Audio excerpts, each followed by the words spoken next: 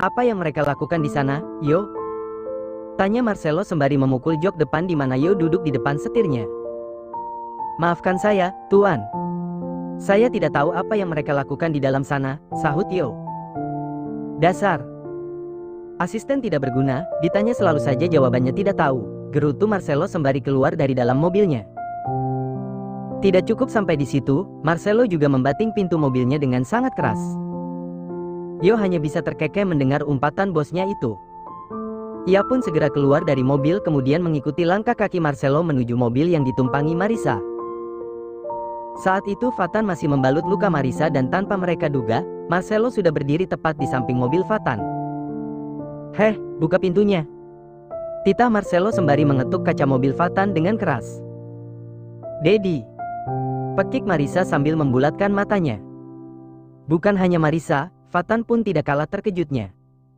Setelah selesai membalut luka Marissa, Fatan segera membukakan pintu mobilnya. "Tuan Marcelo," sapa Fatan. "Mau kau ajak kemana putriku?" Kesal Marcelo dengan wajah memerah menatap Fatan. "Saya hanya ingin mengantar Marissa pulang, Tuan. Kebetulan jalan yang saya lalui searah dengan kediaman Anda," sahut Fatan sambil tersenyum menatap Tuan Marcelo. Senyuman yang dilemparkan oleh Fatan membuat Marcelo semakin kesal. Marcelo mengepalkan tangannya dengan sempurna dan rahangnya terlihat mengeras ketika bersitatap dengan lelaki itu.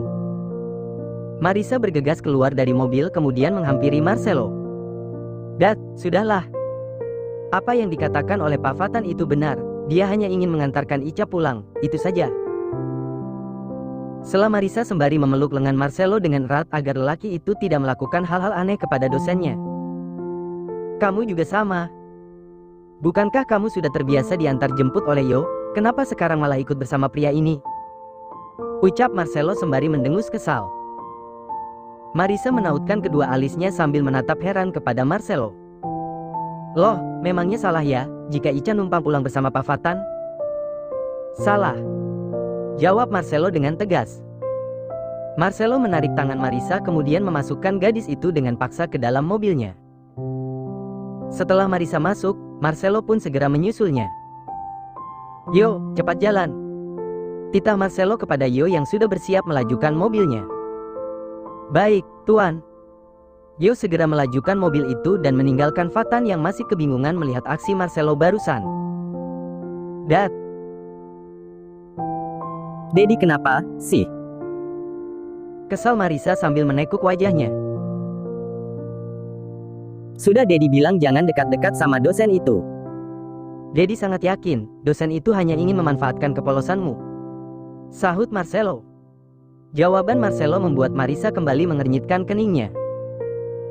"Kenapa Dedi bisa berkata seperti itu?" "Sudah, jangan banyak protes. Ikuti saja kata Dedi, jika Dedi bilang tidak, itu artinya tidak." Marissa tidak ingin memperpanjang masalahnya dengan Marcelo. Ia lebih memilih diam sambil menatap ke arah luar dengan wajah menekuk. Marcelo masih penasaran dengan apa yang dilakukan oleh Marissa bersama Fatan di dalam mobil lelaki itu. Marcelo melirik Marissa yang masih cemberut kemudian memberanikan diri untuk bertanya kepada gadis itu. "Ca, sebenarnya apa yang kalian lakukan di dalam mobilnya? Apakah kalian melakukan hal yang tidak senonoh?" "Jawab yang jujur," ucap Marcelo sembari membuang muka. Marissa kembali menoleh kepada Marcelo. "Melakukan apa, Dad? Kami tidak melakukan apapun. Pak Fatan hanya menggantikan perban luka di tangan Ica, itu saja." Kesal Marissa. "Luka? Kenapa dengan lukamu?" Marcelo panik dan melupakan rasa cemburunya. Lelaki itu segera meraih tangan Marissa kemudian memperhatikan luka tersebut. Dan apa yang dikatakan oleh Marissa ternyata benar, perban yang membalut luka Marissa terlihat masih baru.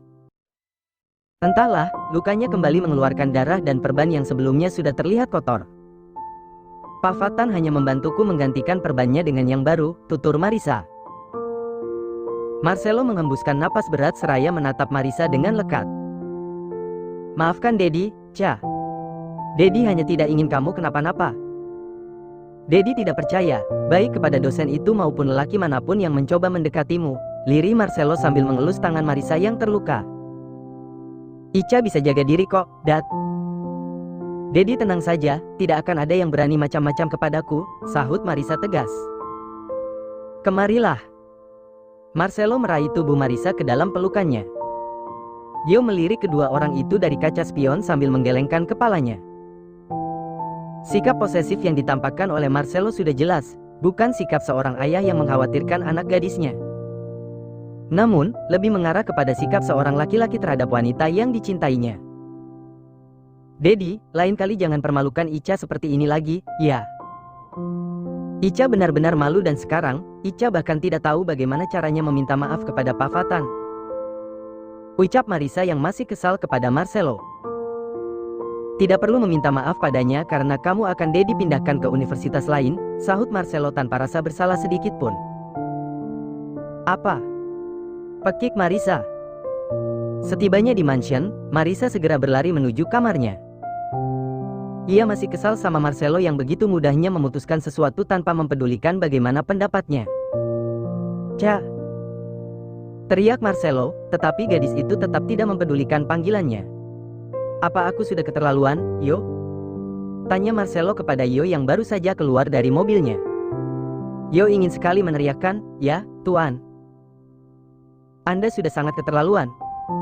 Tetapi ia tidak mungkin berani mengatakannya. Dan dengan berat hati, Yo pun terpaksa menggelengkan kepalanya sembari berucap. Tidak, Tuan. Nah, benarkan. Wajar saja, kan aku berlaku seperti itu karena Marisa adalah anakku dan aku tidak ingin anak gadisku kenapa-napa. Jelas Marcelo.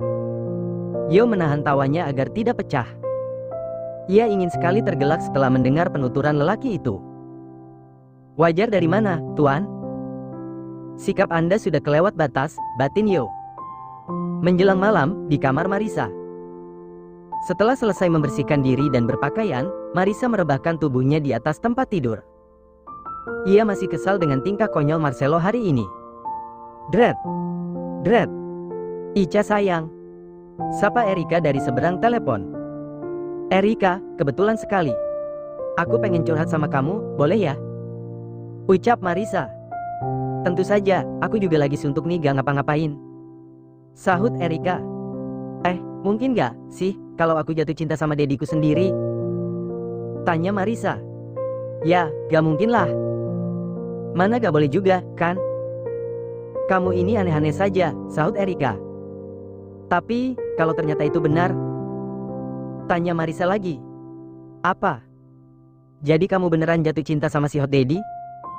Terus, apa dedimu juga jatuh cinta padamu? Tanya Erika bertubi-tubi. Aku tidak tahu, Erika. Aku tidak mengerti dengan perasaan yang aku rasakan kepadanya. Sedangkan Daddy, dia tidak mungkin jatuh cinta padaku, Erika. Bukankah dia ayahku? Lagi pula dia begitu mencintai kekasihnya, si wanita penyihir itu. Bahkan acara pertunangan mereka sudah di depan mata.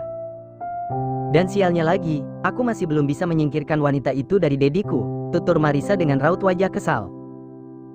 Oh, iya. Bicara soal pertunangan, kamu punya kenalan gak? Orang yang pandai membuat perhiasan replika? Yang benar-benar mirip 100% sampai gak bisa dibedakan? Ada gak? Tanya Marisa. Sebentar, aku coba ingat-ingat. Untuk beberapa saat, tak ada suara di seberang telepon. Namun, setelah itu Erika pun kembali bicara. Aku lupa, Ca. Tapi perasaan aku pernah punya kenalan yang hebat dalam membuat perhiasan. Nanti aku ingat-ingat dan kalau udah ingat, aku pasti kasih tahu kamu, deh. Sahut Erika. Sebenarnya untuk apa sih kamu nyari orang yang bisa bikin perhiasan? Aku jadi penasaran, jangan-jangan kamu mau bikin ulah lagi, ya? Tanya Erika penasaran. Marisa tergelak setelah mendengar pertanyaan dari sahabatnya itu. Ada deh, aku hanya ingin bermain-main bersama wanita penyihir itu, jawab Marisa. Jangan lupa, ya. Kasih tahu aku kalau kamu sudah ingat kontaknya, sambung Marisa lagi. Oke. Kamu tenang saja, sahut Erika. Top. Ca, apa kamu sudah tidur? Tanya Marcelo dari balik pintu kamar Marisa. Gawat. Dediku datang, sepertinya dia ingin menemuiku. Bye dulu, Erika.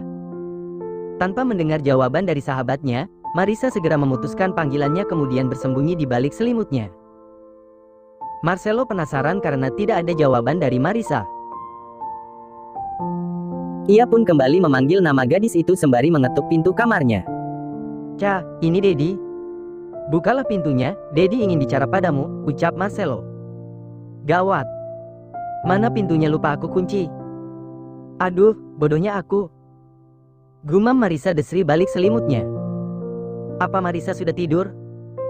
gumam Marcelo. Marcelo mencoba membuka pintu kamar Marisa dan ternyata pintunya tidak dikunci.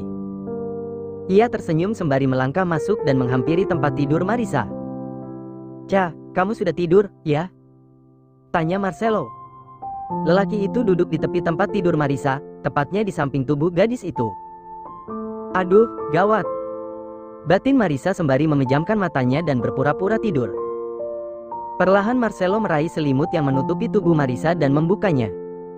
Terlihat wajah cantik Marisa yang sedang memejamkan matanya. "Ca," panggil Marcelo seraya mengelus lembut pipi gadis itu. Namun, akting Marisa benar-benar bagus. Marcelo bahkan tidak menyadari bahwa Marisa hanya berpura-pura tidur. "Maafkan Dedi, Ca.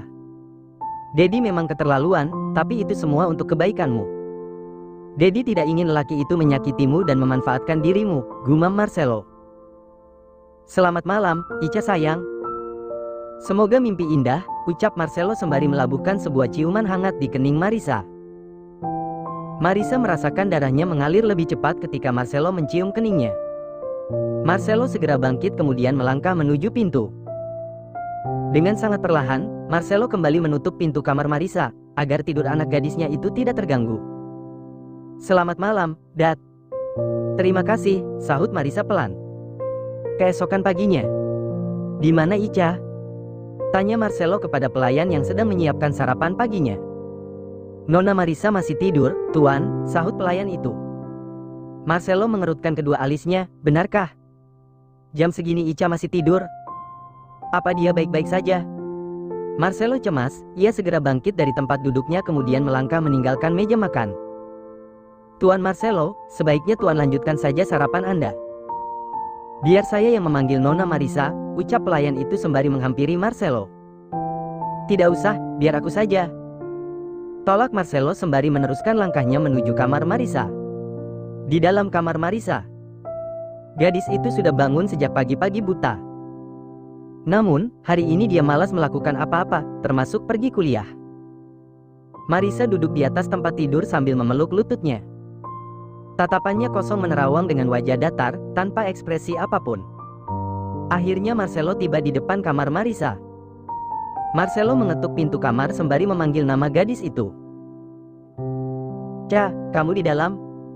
panggil Marcelo.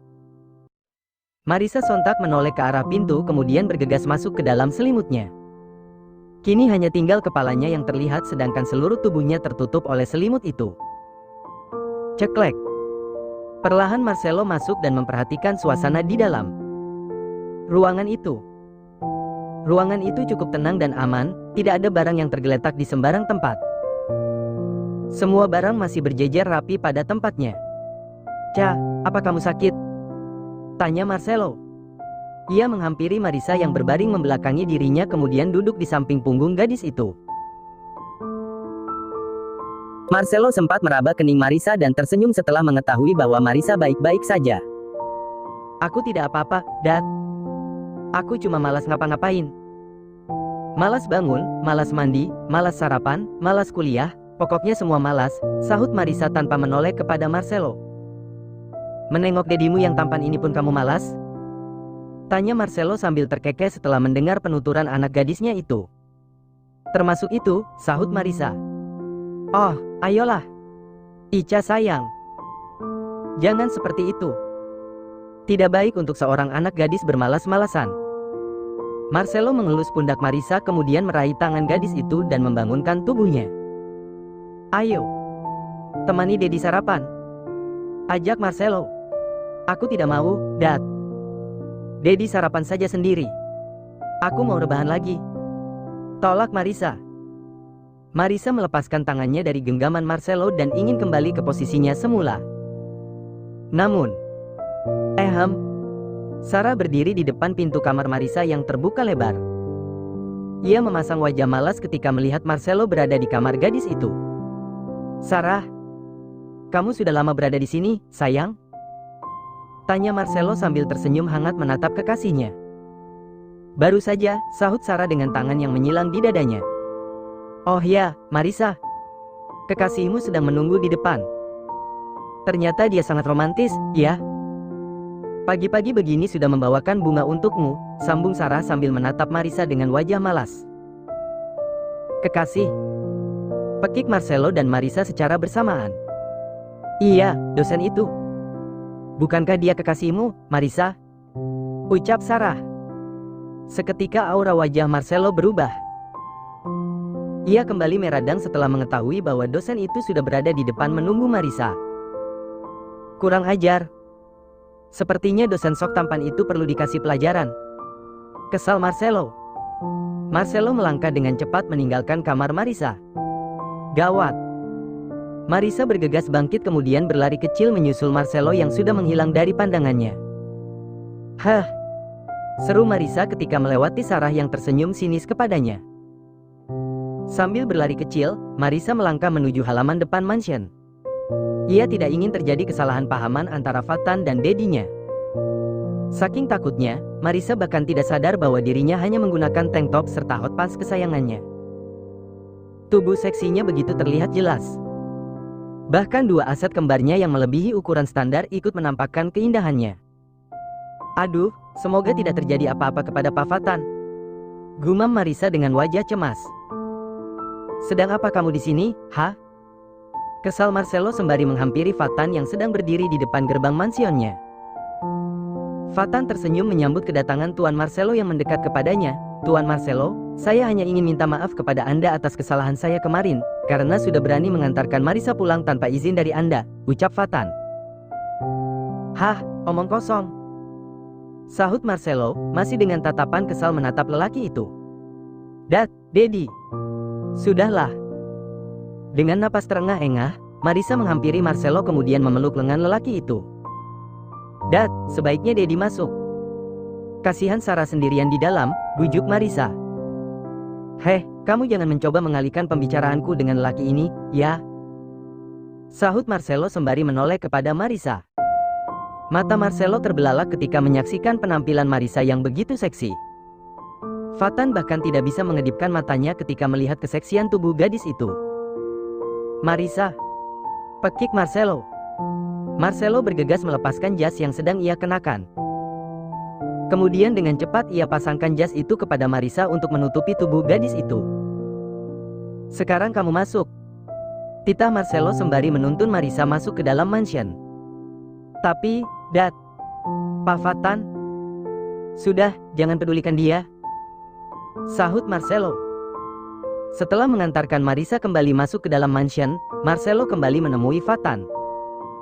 Marissa hanya bisa memperhatikan perdebatan antara Dedi dengan Fatan dari kejauhan.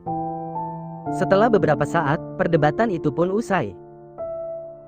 Fatan masuk ke dalam mobilnya kemudian segera melaju meninggalkan Marcelo yang masih berdiri di depan mansion dengan beberapa keamanan yang berjaga-jaga di belakangnya. Kamu tidak punya pakaian lain yang lebih sopan, ya? Ledek Sarah sambil memperhatikan penampilan Marissa. Marissa berpaling kemudian menatap Sarah dengan tatapan kesal. Apa maksudmu? Tanya Marissa. Coba kamu perhatikan penampilanmu, pakaian yang kamu kenakan persis seperti wanita malam yang sering berdiri di pinggir jalan untuk menawarkan dirinya kepada lelaki hidung belang, ucap Sarah. Apa kamu bilang? Tolong, ucapkan sekali lagi. Marissa melangkah menghampiri wanita itu. Namun, ia malah berlari dan menghampiri Marcelo yang datang mendekat ke arah mereka. Sayang, lihatlah Marissa. Rengek Sarah sembari memeluk lengan calon suaminya itu. Marissa tersenyum sinis melihat kelakuan Sarah yang begitu kekanak-kanakan. Marissa melepaskan jas milik Marcelo kemudian menyerahkannya kepada lelaki itu dengan kasar. Ya, penampilanku memang seperti wanita malam yang suka menjajakan dirinya di pinggir jalan. Namun, aku masih bisa menjamin padamu bahwa sampai saat ini aku masih suci dan tidak pernah tersentuh oleh siapapun. Berbeda denganmu, Sarah. Penampilanmu mencerminkan bahwa kamu adalah wanita berpendidikan dan juga terhormat. Tetapi sayang, kelakuanmu tidak lebih dari seorang wanita malam. Hardik Marissa dengan wajah memerah. Marissa, cukup. Sela Marcelo. Suaranya terdengar pelan namun tegas. Marissa mendengus kesal, ia berbalik dan ingin melangkahkan kakinya meninggalkan ruangan itu. Tetapi ia mengurungkan niatnya kemudian berbalik lagi menghadap pasangan Marcelo dan Sarah. Maafkan aku, Daddy, karena aku lancang. Tetapi aku mohon dengan sangat, ajari calon istrimu ini tata krama dengan baik dan benar. Agar mulutnya yang berbisa itu tidak melukai perasaan orang lain, sambung Marissa. Gadis itu kembali berlari menuju kamarnya. Moodnya benar-benar hancur pagi ini. Sementara itu, Sarah, sebaiknya kita sarapan dulu. Kemudian setelah itu baru kita bicara, ucap Marcelo sambil memasang kembali jas yang ia gunakan untuk menutupi tubuh seksi Marissa. Marcelo mengajak Sarah ke ruang makan dan setibanya di ruangan itu, Marcelo segera menarik sebuah kursi untuk Sarah duduki. Terima kasih, sayang, ucap Sarah manja. Setelah Sarah duduk, Marcelo pun ikut duduk di kursi kesayangannya. Marcelo dan Sarah pun menikmati sarapan mereka. Acara sarapan pasangan kekasih itu pun usai, Marcelo mengajak Sarah menuju ruang utama untuk bersantai sejenak sebelum mereka berangkat ke toko perhiasan. Ya, hari ini Sarah dan Marcelo berencana ingin membeli cincin pertunangan untuk mereka. Sarah, sebentar lagi kamu resmi menjadi istriku. Aku ingin kamu berhenti berseteru dengan Marissa. Biar bagaimanapun dia adalah anakku, Sarah. Dan kuharap kamu pun bersedia menganggapnya seperti anakmu sendiri, ucap Marcelo sambil menatap lekat kedua bola mata Sarah. Anak. Aku sudah tahu siapa Marissa sebenarnya, Marcelo. Dia bukanlah anak kandungmu. Dia hanya anak pungut yang dibesarkan oleh mantan istrimu yang berpenyakitan itu. Batin Sarah. Sarah melemparkan senyum kepada Marcelo kemudian mengelus wajah lelaki itu dengan lembut. Sebenarnya aku ingin sekali, sayang. Tetapi Marissa benar-benar tidak ingin memberi kesempatan kepadaku untuk mendekatinya. Setiap kali aku ingin berdamai, Marissa terus menghinaku dengan kata-kata kasar. Kamu dengar sendiri, kan bagaimana dia menghinaku tadi pagi, liris Sarah dengan mata berkaca-kaca. Jangan menyerah, Sarah. Teruslah mencoba, aku yakin suatu hari nanti dia pasti akan luluh padamu, sahut Marcelo sembari meletakkan kepala Sarah ke dadanya. Sementara itu di kamar Marissa, gadis itu duduk berselonjoran di atas tempat tidur sambil bersandar di sandaran ranjangnya. Ia terlihat begitu fokus menatap layar ponselnya dan beberapa kali wajah Marissa terlihat menekuk. Ternyata saat itu ia sedang mengamati akun sosmed milik Sarah. Foto wanita itu berhambur dengan berbagai macam pose. Selain itu, Sarah juga sangat update. Apa saja yang ia lakukan selalu ia posting ke akun sosmednya. Begitu pula kebersamaannya dengan Marcelo, bahkan foto kebersamaan mereka ketika berlibur di pantai dulu pun sangat banyak. Menjijikan, gerutu Marissa ketika melihat foto selfie Sarah bersama Marcelo yang masih tertidur sambil memeluk tubuhnya. Tubuh polos mereka hanya ditutupi dengan selimut berwarna putih. Aku tidak salah, kan? Sepertinya dialah yang jaleng. Ia bahkan tidak malu memposting foto seperti ini, sambung Marissa sambil terus menggulirkan layar ponselnya. Hingga akhirnya Marissa menemukan foto yang ia cari-cari. Aha, ini dia, gumam Marissa. Gadis itu tersenyum puas kemudian menyimpan beberapa foto yang ia dapatkan dari akun sosmed milik Sarah ke dalam ponselnya. Bagus, tinggal menghubungi Erika. Marissa pun segera menghubungi nomor ponsel Erika. Ya, Ca. Erika, bagaimana yang kemarin? Apa kamu sudah menemukan orangnya? Tanya Marissa dengan menggebu-gebu. Ah, iya. Pekik Erika dari seberang telepon. Maafkan aku, Ca. Aku benar-benar lupa memberitahukanmu tentang itu. Padahal aku sudah menemukan nomor kontaknya sejak kemarin, ucap Erika. Ish, dasar. Ya sudah, mana nomornya? Aku ingin segera menghubunginya, sahut Marissa sambil tersenyum lebar. Iya, nanti akan kukirimkan. Tapi, aku penasaran banget loh, Ca. Kasih tahu dong, sebenarnya apa rencanamu? Nanti kamu datang, ya, di acara pertunangan dediku bersama wanita penyihir itu dan kamu pasti akan tahu apa yang sebenarnya aku lakukan.